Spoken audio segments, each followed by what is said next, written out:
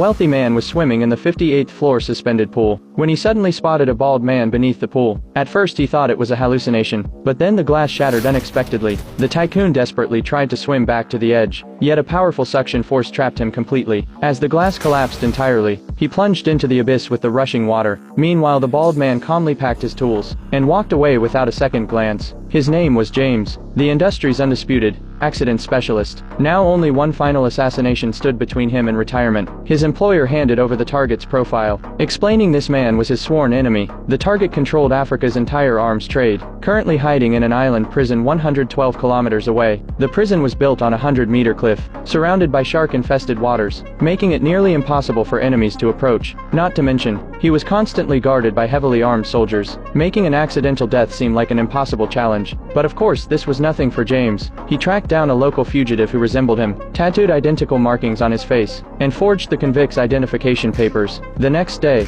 James deliberately provoked local police. They immediately recognized him as the wanted fugitive, and just like that he was inside the prison. During yard time, James quickly spotted his target Alan, surrounded by bodyguards as expected. Then James noticed something unexpected. Someone had smuggled in a dagger. Seizing the chaos during meal distribution, James engineered a distraction, and effortlessly stole the blade. Just as James plotted how to reach Alan, opportunity came knocking. A prisoner crept suspiciously toward Alan, suddenly brandishing a weapon. At the critical moment, James flung the stolen dagger, neutralizing the attacker perfectly. Witnessing this, Alan immediately ordered his guards to release James. Clearly, James had earned Alan's trust. Grateful for the rescue, Alan invited James to a private candlelit dinner. Over the meal, Alan confided that once he escaped this prison, he would rule all of Africa, with a place of honor reserved for James. But faced with this perfect alone time, James ignored the offer, swiftly executing Alan with a concealed cane strike. The commotion alerted guards outside, yet James calmly shushed them, claiming Alan was deep in prayer.